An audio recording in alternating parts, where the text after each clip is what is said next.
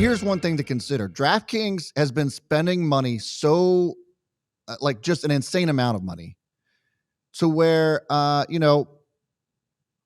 when's enough going to be enough? Are they going to be able to actually turn a profit at some point? And this is why I love Penn. DraftKings is definitely going to be something that you want to own if you like the sports betting world.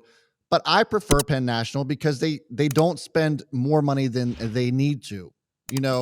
We have the Barstool, the Barstool crowd. We have a Dave Portnoy.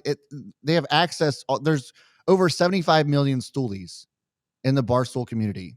75 million.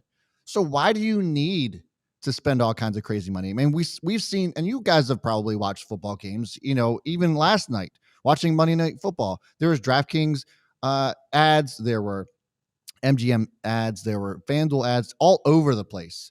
You didn't see one Penn ad, and there's a reason for that. They're not spending money needlessly.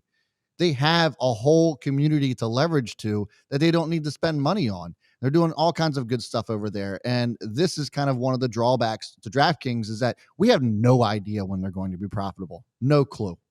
Not a clue. And this is a prime example of growing at all costs. Sometimes it works. I would say rarely it works, where you just grow at all costs and hope that eventually you'll become profitable.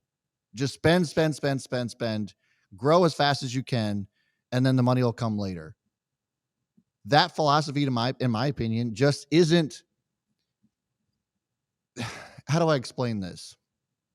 It's one of those things where if you do it right, then maybe you have a chance of it working. If you do it wrong, you have zero chance of it working. I mean, WeWork is a prime example of that. WeWork, when they went to IPO, everybody saw just how much money they were losing hand over fist, trying to grow at all costs. They were spending money out the ass, and the IPO failed. Didn't even go through.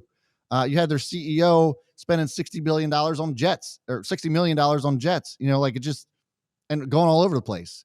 Meanwhile, they're going like crazy, and their losses are doubling while they're growing at an exponential rate. And it's just like, well, something's wrong here, And so I think that's the trap that DraftKings is falling into. And I get it. All right. I get it. You're looking for opportunities to grow your market share because once you have all the market share locked in, that's it, done. But the thing of it is that Barstool already has a huge market share. And while we're still waiting for the sports betting side to kind of start scooping that up, and they will, it just takes a little bit more time. They're two different strategies. I prefer the one that Barstool and Penn National are taking versus just toss up money at things and hoping that it works.